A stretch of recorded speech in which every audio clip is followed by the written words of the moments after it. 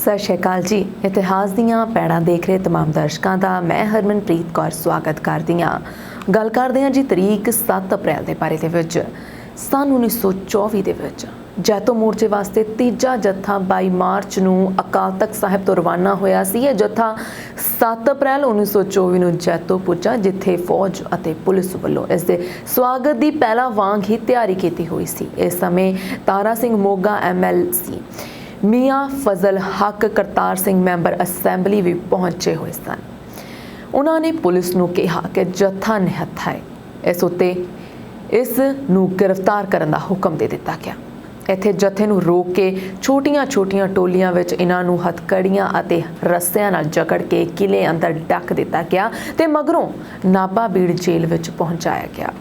इस दे नाल ही जेकर जैतो दे मोर्चे दे बारे दे विच विस्तार विच गल कीती जावे तां भारत विच बरतानवी राज समय नाभा रियासत के राजे रिपुदमन सिंह नूं अंग्रेज़ां वल्लों रियासत तो लांभे करन दे विरोध विच लग्या मोर्चा जैतो दे मोर्चे दे नाम नाल जाणिया जांदा है। इस मोर्चे ने भारत की आज़ादी की लहर का मुੱਢ बन दिता सी।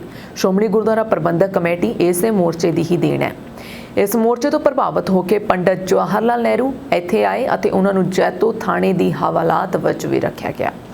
शहीदों की याद विच बनिया गुरुद्वारा टिब्बी साहिब है। जैतो का मोर्चा सिख इतिहास का शांतमई मोर्चा सारे सिख मोर्चों तो लंबा समा जारी रहा। यह लगभग 10 महीने लंबा रहा और इसका नतीजा यह रहा कि उस वेले की अंग्रेजी हुकूमत नूं गुरुद्वारा एक्ट बनाने लई मजबूर होना पिया, जो श्रोमणी गुरुद्वारा प्रबंधक कमेटी का मौजूदा स्वरूप है। इसनूं भारतीय आज़ादी की पहली लड़ाई वजों भी याद किया जाता है। जैतो के मोर्चे का आरंभ 8 जून 1923 नूं उस वेले होया जदों अंग्रेजी हुकूमत ने श्री रिपुदमन सिंह नूं नाभे की गद्दी तो ला के रियासत विचों कट दिता। इस घटना विरुद्ध सारे सिख जगत विच रोस की लहर फैल गई। श्रोमणी गुरुद्वारा प्रबंधक कमेटी ने अंग्रेजी हुकूमत की इस कार्रवाई का विरोध करने लई 5 अगस्त 1923 नूं अमृतसर विच दी बैठक हुई, जिस विच महाराजा प्रति हमदर्दी का मता पास किया गया अते 9 सितंबर नूं महाराजा के हक विच नाभा दिवस मनाउण का ऐलान भी कर दिता गया। सिखां वल्लों 9 सितंबर नूं पंजाब भर विच धरने अते मुजाहरे किए गए। जैतो मंडी विच भी विरोध च दीवान सजाया गया ते अखंड पाठां की लड़ी आरंभ की गई। जैतो विखे अखंड पाठां की लड़ी नूं अंग्रेजी हुकूमत ने वड्डी बगावत के तौर पर लिया ते 14 सितंबर नूं जदों गुरुद्वारा गंगासर साहिब जैतो विच दीवान सजा होया सी ते श्री गुरु ग्रंथ साहिब जी का अखंड पाठ चल रहा सी तां अंग्रेजी हुकूमत के हथियारबंद सिपाहियां ने गुरुद्वारे अंदर दाखिल होकर ग्रंथी सिंघां नूं बाहर खिंच लिया। इस तरह अखंड पाठ नूं खंडित कर दिता गया। इस घटना ने राजसी सवाल नूं धार्मिक सवाल बना के रख दिता।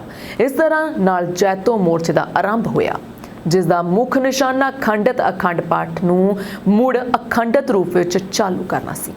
अमृतसर तो हर रोज़ 25-25 सिंघां दे जत्थे जैतो वाल भेजने आरंभ कर दिते गए।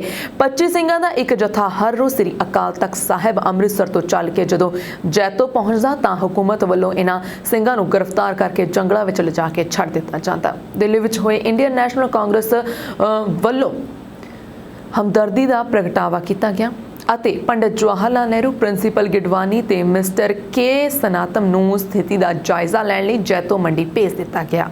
इन्हां तिन्नां आगुआं नूं जैतो पुजण ते ही गिरफ्तार कर लिया गया। एक रात जैतो किले की एक कोठड़ी विच बंद करन मगरों अगले दिन नाभा जेल विच भेज दिता गया। 29 सितंबर 1923 नूं श्रोमणी गुरुद्वारा प्रबंधक कमेटी वालों सिखां दे धार्मिक मामलिਆਂ विच हुकूमत की दखलअंदाजी ना सहन करन दा मता पास किया गया ते हर रोज़ 25-25 सिंघां दे जत्थे भेजण नाल कोई तसल्ली बख्श सिट्टा निकलदा ना वेख के 500 सिंघां दा जत्था भेजना शुरू कर दिता गया। जैतो के मोर्चे वास्ते पहला शहीदी जत्था 9 फरवरी 1924 के दिन चलिया सी, जिन्होंने 21 फरवरी को गोलियां चला के दर्जनां के करीब सिखां नूं शहीद कर दिता गया सी। दूजा 500 का जत्था अकाल तख्त साहिब तो 28 फरवरी 1924 नूं 40,000 की गिणती विच इकट्ठी हुई संगत नूं फतेह बुलाउंदा होया गुरुद्वारा गंगासर दे राह पै गया।